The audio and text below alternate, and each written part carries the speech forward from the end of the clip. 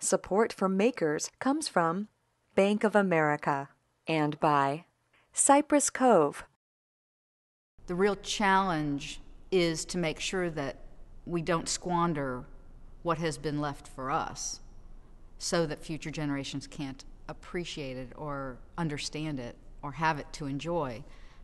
And so if I can serve as that bridge, if I can try to make sure that we don't squander that we don't repeat the lessons that we've already learned, that will be a satisfying thing to leave behind.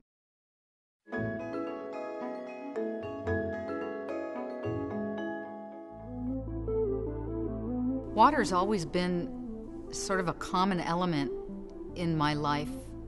From the very earliest days we lived near water. I learned to swim very early. I competed in swimming through college, scuba diving, sailing. All of those activities were exploring shorelines.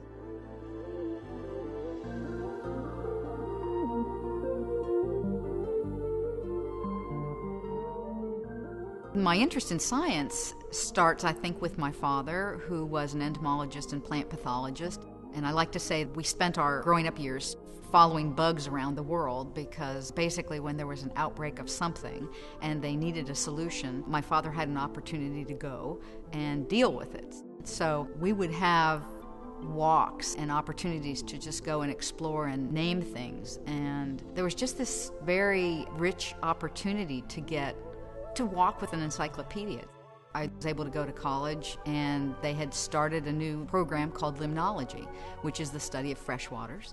And it was a field of study designed for my interest.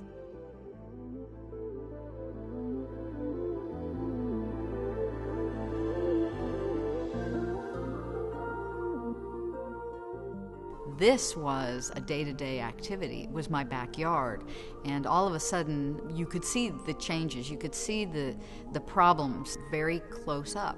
I happened to meet an old cracker named Charles Edgar Foster, who was born and raised on the river and had tremendous stories to tell. Beginning in 1913, I could bring the science and the understanding about the biological interactions of a water body, but what he brought to me was the heart and soul. It was the personality, it was the struggles, it was the people who homesteaded around the river, the personalities, the history, the folklore. All of that came to life for me and blends with the science and the needs of the river to make it much more of a living system.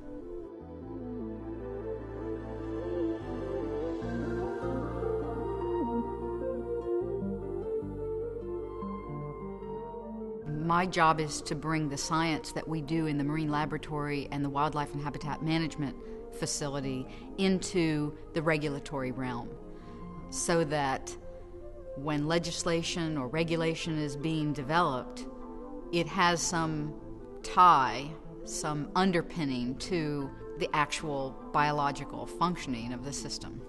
I think being a biologist, being a female, was a lot more rare 30 years ago and beyond than it is today. And so some of the hurdles that I was probably having to cross were more related to the fact that people weren't used to seeing females in those roles. Females can bring an open mind, an opportunity to explore things that maybe aren't so much, they're kind of outside of the box, a little bit different approach.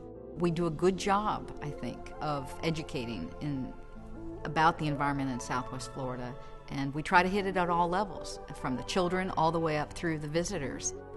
It's off the charts. The kind of value that ecotourism has into our economy, as well as to our environment in Southwest Florida, is unlike other places because it's so fundamental. The Caloosahatchee has a conundrum.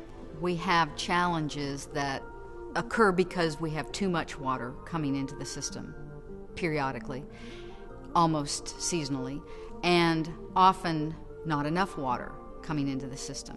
So we have two extremes, and that midpoint, that happy medium, is a very rare occurrence. I think that the Caloosahatchee can be saved. I think that we can do a lot better than we've been doing, and I think we have some high points, some good news to highlight on that front. If you stick around long enough, news gets better. I think that there's hope.